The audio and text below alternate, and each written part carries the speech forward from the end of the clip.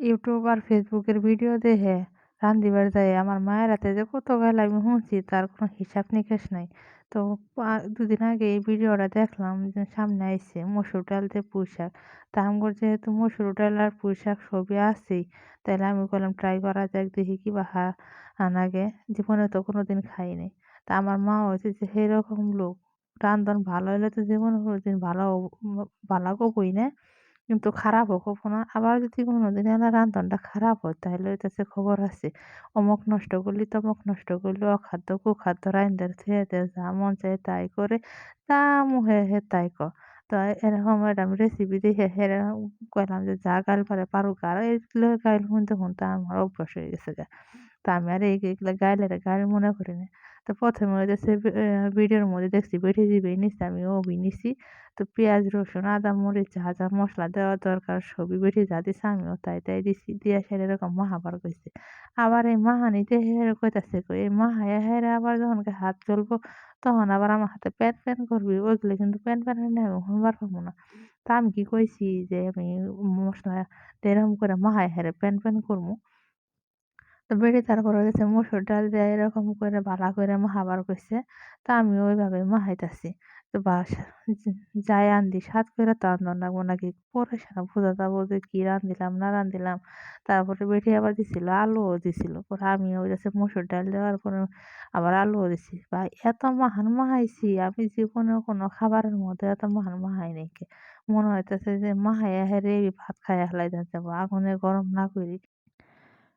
মাহাইতে দেখি আমার বাপ আয়া পড়ছে। তা আমার বাপেরে দেখি আমার মায়ের কথার সুর আরো বাইরে গেল গা। দেখো তোমার মেয়ে আজকে আবার কি করতাছে, কি নাবড়ি-চাবড়ি রান্ধিতাছে। এগুলো যদি বালা না হয় মশলাপাতি নষ্ট করে কতখানি তেল দিল, এগুলো যদি নষ্ট হয় তাইলে কিন্তু আমি তোমার মেয়েরে ছাড়বো না কই দিলাম। ২ দিন পরে একটা করে নাটক ওটা আনদে, খান যাইক আর না যাইক। তা আমার বাপে কইতাছে খান যাইক আর না যাইক চেষ্টা তো করে, ভালো হোক মন্দ হোক চেষ্টা করে, যদি পালা হইলে খাবার না হইলে নাই আর কি করার।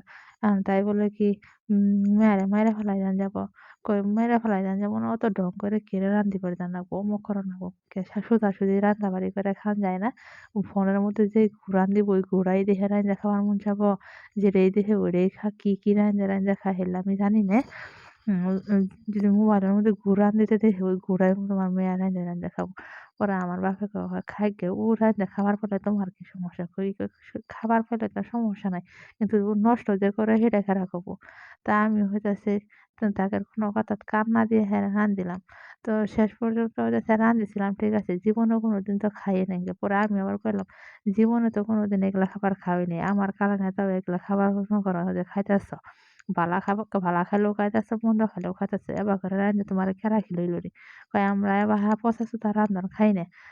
এত নাবড়ি-ঝাবড়ি দিয়া। তো পরে হইতাছে রান্নাবাড়ি শেষ করতাছি।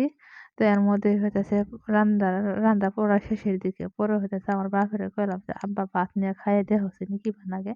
পরে আমার বাপে হইতাছে খাইলো। খাইয়া নিয়ে কয় একেবারে আহামরি খারাপও না আবার যে আহামরি ভালা তাও না। পরে আমি কইলাম, "তুমগো মুখের রুচির সমস্যা। জীবনে কোনোদিন খাও নাই কে তো এইজন্য মনে হইতাছে কি না কি রাইন্দা খাইতাছো। যদি জীবনে হেগেন খাইলানি হ্যাঁ, তাইলে তুমগোর কাছে ওইটা বালা মনে হইল নি। তুমগোর কাছে তুমগোর আঞ্চলিক না দেখে এরকম মনে হইতেছে। হেরা তো খাইয়া হেরা ঠিকই কইছে যে ভালো হইছে।"